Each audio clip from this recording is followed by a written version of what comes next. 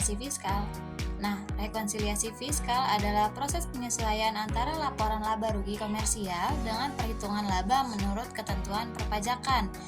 Kenapa sih kita perlu rekonsiliasi fiskal? Karena tidak semua biaya atau penghasilan yang dicatat secara akuntansi diakui oleh Fiskus. Misalnya, beban penyusutan atau biaya hiburan bisa berbeda perlakuannya secara komersial dan fiskal. Oke, laporan laba rugi. Dari laporan laba rugi PT Diana Tekstil, kita lihat bahwa penjualan kotor perusahaan sebesar 88.377.335.500. Nah, setelah dikurangi retur dan diskon, penjualan bersih menjadi 85.305.727.500. Harga pokok penjualannya sekitar 52.818.340.000, sehingga laba kotor adalah 36.788.759.500. Penyesuaian fiskal. Namun ini masih laba komersial, belum tentu sama dengan laba yang dikenai pajak. Nah, penyesuaian fiskal itu dibagi menjadi dua, ada yang positif dan ada yang negatif. Yang positif menambah laba fiskal terjadi jika suatu biaya diakui secara komersial tapi tidak diakui secara fiskal. Contohnya, beban yang tidak boleh dibebankan menurut undang-undang pajak. Nah, untuk yang negatifnya, mengurangi laba fiskal terjadi jika penghasilan tidak diakui secara komersial tapi diakui secara fiskus, atau jika fiskus mengizinkan biaya lebih besar daripada yang dicatat. Koreksi nominal penjualan, di atas ada perhitungan kenapa penjualan dikoreksi sebesar 3.250.000.000. Pada halaman 19 kasus tersebut disebutkan terdapat dua transaksi penjualan yang belum dicatat oleh perusahaan, yaitu pemesanan barang yang dipindahkan dari perusahaan lain ke PT Diana Tekstil karena stok di perusahaan tersebut habis sebesar 2.500.000.000 dan penjualan kepada Pemkab Sukoharjo senilai 750 juta pada akhir Desember 2018. Jadi terdapat dua transaksi penjualan yang belum dicatat oleh perusahaan, yaitu pemesanan barang dari perusahaan lain ke PT Diana Tekstil sebesar 2.500.000.000, penjualan ke Pemkab Sukoharjo 750 juta, maka total penjualan yang belum tercatat 2.500.000.000 ditambah 750 juta sama dengan 3.250.000.000. Inilah yang menjadi alasan penjualan dikoreksi, karena perusahaan lupa atau sengaja tidak mencatat dua transaksi penjualan tersebut dalam laporan laba rugi komersial. Akibatnya, penjualan di SPT lebih rendah dari penjualan sebenarnya. Maka pemeriksa pajak mengoreksi penjualan secara nominal sebesar 3.250.000.000 supaya laba kena pajaknya mencerminkan penghasilan yang benar. Koreksi fiskal HPP. Komponen HPP lainnya misalnya persediaan awal, pembelian, diskon, persediaan akhir, berasal dari transaksi nyata dan umumnya tidak berbeda perlakuan antara akuntansi dan pajak kalau datanya valid dan ada buktinya. Maka Fiskus mengakuinya, jadi tidak perlu dikoreksi. Contohnya, pembelian dan diskon pembelian diambil dari faktor supplier, Fiskus bisa verifikasi. Lalu persediaan awal dan akhir harus sesuai neraca dan bisa dicek fisik dan mutasinya. Berikut ada bukti transaksi HPP. Lalu PT Diana Tekstil dalam dokumen pembelian barang menggunakan perjanjian FOB destination, tetapi perusahaan masih membebankan biaya angkut pembelian. Namun, pada kasus ini, dari seluruh komponen dalam HPP, hanya biaya angkut pembelian yang dikoreksi karena perusahaan menggunakan sistem FOB destination, di mana penjualanlah yang menanggung biaya pengangkutan. Maka, secara fiskal, biaya tersebut tidak boleh dikapitalisasi ke dalam HPP dan perlu dikoreksi secara positif untuk menambah laba kena pajak. Koreksi fiskal telepon dan internet. Hanya biaya telepon dan internet yang dikoreksi positif karena di dalamnya terdapat komponen telepon. Selanjutnya, koreksi fiskal pemeliharaan kendaraan dan depresi kendaraan. Dalam biaya pemeliharaan kendaraan termasuk biaya untuk kendaraan mobil pribadi direktur sebesar 350 juta rupiah. Biaya penyusutan PT Diana Tekstil tidak sesuai dengan ketentuan perpajakan karena memiliki umur di ekonomis yang berbeda. Fiskal kerugian piutang. Biaya kerugian piutang dikoreksi karena secara akuntansi biaya ini menurunkan laba. Namun, secara fiskal tidak bisa diakui tanpa bukti bahwa piutang benar-benar tidak tertagih. Karena dalam soal tidak disebutkan bukti tersebut. Koreksi fiskal biaya depresiasi peralatan dan gedung. Biaya penyusutan PT Diana Tekstil tidak sesuai dengan ketentuan perpajakan yang memiliki umur ekonomis yang berbeda dengan ketentuan perpajakan. Koreksi fiskal biaya depresi peralatan dan gedung. 53 juta untuk peralatan. Koreksi fiskal sumbangan. Pada kasus ini ada dua sumbangan. Yang pertama sumbangan bakti sosial sebesar 1,2 miliar. Yang kedua ada sumbangan untuk bencana alam sebesar 800 juta.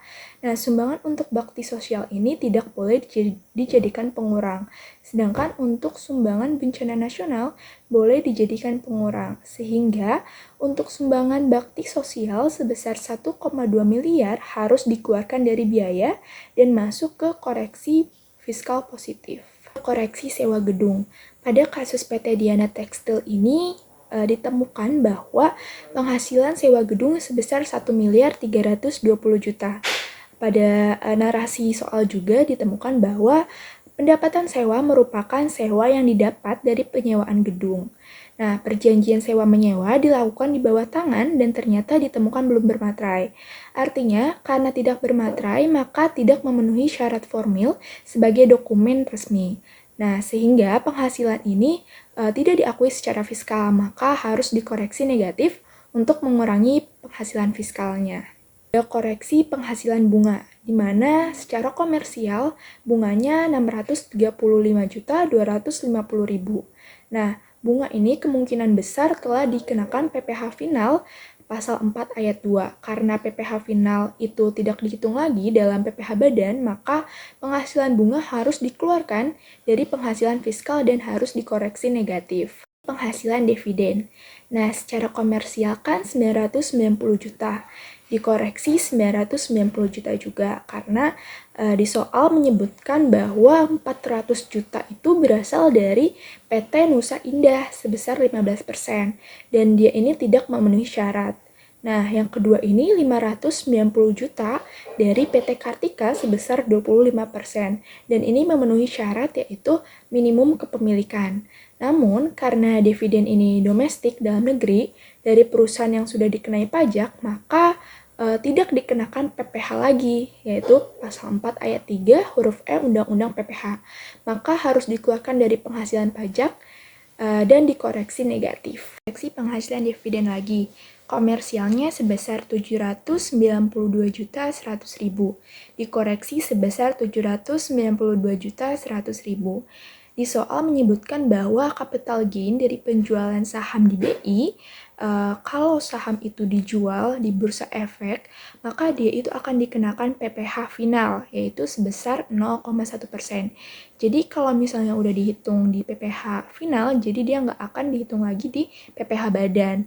Jadi oleh sebab itu, maka harus dikeluarkan dari penghasilan fiskal dengan dikoreksi negatif.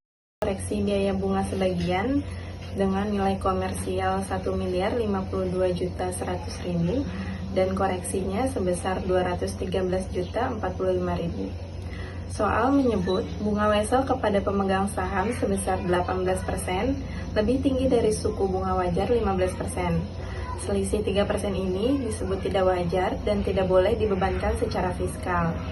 Koreksi positifnya yaitu bagian bunga yang melebihi suku bunga pasar. Jawaban soal B yaitu tentukanlah dan hitunglah all tax yaitu PPh 21, 22, 23, 24, 26 dan pasal 4 ayat 2 serta PPN yang harus dibayar oleh PT Diana Tekstil pada tahun 2018. Jawaban yang pertama yaitu PPh 21 sebesar 675 juta, PPh 22 sebesar 0 rupiah, PPh 23 sebesar 0 rupiah dan PPh 24 sebesar 2.392.673.897 rupiah. Selanjutnya untuk nomor 5 PPh pasal 26 PPh 26 pendapatan Mr. Alex dikali 10% sama dengan 350 juta dikali 10%, hasilnya 35 juta rupiah. Untuk nomor 6 Pasal 4 ayat 2, di mana pembelian saham harga belinya sebesar 10.000 lembar dikali 110 rupiah sama dengan 1.100.000.000 rupiah. Dengan biaya lainnya, provisi ditambah materai sebesar 200.000 dan total investasinya 1.100.200.000 rupiah. Untuk penjualan sahamnya, menjual saham 10.000 lembar dengan kurs jual Rp115, nilai penjualannya yaitu 10.000 dikali 115. Hasilnya 1.150 juta rupiah. Untuk biaya penjualannya yaitu 200.000 dan capital gainnya 1.150 juta dikurang 1.100.200.000 rupiah. Hasilnya sebesar 49.800.000 rupiah. Nilai bruto penjualannya yaitu 1.150 juta. Sehingga perhitungan PPh final 4 ayat 2 yaitu 0,1% dikali 1.150 juta sama dengan 1.150.000 rupiah. Nomor 7 yaitu perhitungan PPN, di mana nominalnya 2.500.000 juta ditambah 750 juta. Sehingga hasilnya 3.250 juta dikali 10% yaitu 325 juta. Jawaban soal C, hitunglah PPh badan dari PT Diana Tekstil jika dari pemeriksaan diperoleh laba. Jawabannya untuk laba rugi bersih nilai komersialnya 33 miliar sekian dikurangi dengan koreksi fiskalnya yaitu 3.752 sekian dengan total 36 miliar sekian. Untuk penghasilan kena pajak tahun 2018 hasilnya sama, tidak ada yang dikoreksi. PPh badan terutang tahun 2018 sama dengan 12.410.503 rupiah dikali 25%, sehingga hasil koreksinya yaitu 9.070.000 sekian, dan kredit pajak PPh pasal 2-nya dimasukkan nominalnya 2.392 sekian, sehingga PPh yang disetor sendiri yaitu 6.670.608 sekian. Jawaban untuk soal D, di mana hitunglah angsuran PPh pasal 25. Jawabannya angsuran PPh 25 nominalnya 6.670.608.853 rupiah dibagi 12 sama dengan 556.467.404 rupiah. Untuk jawaban soal E, hitunglah sanksi yang harus dibayar oleh PT Diana Tekstil jika terbukti dari perhitungan harus membayar pajak. Jawabannya, untuk sanksi bunga 2% per bulan maksimal 24 bulan, dihitung dari tanggal jatuh tempo SPT tahunan 31 Maret 2019 sampai tanggal pembayaran misalnya 30 Oktober 2023 sama dengan 55 bulan, tetap dikenai maksimal 24 bulan dengan perhitungan 677 juta sekian dikali 2% dikali 24. Hasilnya yaitu 324.252 sekian untuk sanksi bunga pasal 13. Nah, untuk pokok pajak kurang bayarnya pasal 29 yaitu sebesar 677.608.853 rupiah. Untuk sanksi bunga 2% dikali 24 bulan nilainya 324.252 sekian dengan jumlah yang harus dibayar yaitu 1.100.861.102 rupiah. Setelah dilakukan rekonsiliasi fiskal, PT Diana Tekstil memiliki penghasilan kena pajak sebesar 36,28 miliar. PPh badan terutang ini yaitu 9,7 miliar. Setelah dikurangi kredit pajak luar negeri sebesar 2,39 miliar dan angsuran pasal 25 sebesar 6 miliar, maka terdapat kekurangan bayar sebesar 677 juta. Karena SPT tidak disampaikan dengan tepat waktu, dikenakan sanksi bunga pasal 13 ayat 2 selama 24 bulan sebesar 324 juta. Maka total yang ditagihkan melalui SKPKB adalah sebesar 1.861.102 rupiah. Jawaban soal F, di mana hitunglah materai yang terhutang dan bagaimana cara pembayarannya. Jawaban dalam kasus ini, PT Diana Tekstil membuat perjanjian sewa-menyewa tanpa membubuhkan materai, maka perusahaan terutang biaya materai sebesar 10.000. Pembayaran dapat dilakukan dengan cara menempelkan materai tempel pada dokumen fisik atau menggunakan e-materai untuk dokumen elektronik, sesuai ketentuan dalam Undang-Undang Biaya Materai Nomor 10 Tahun 2010.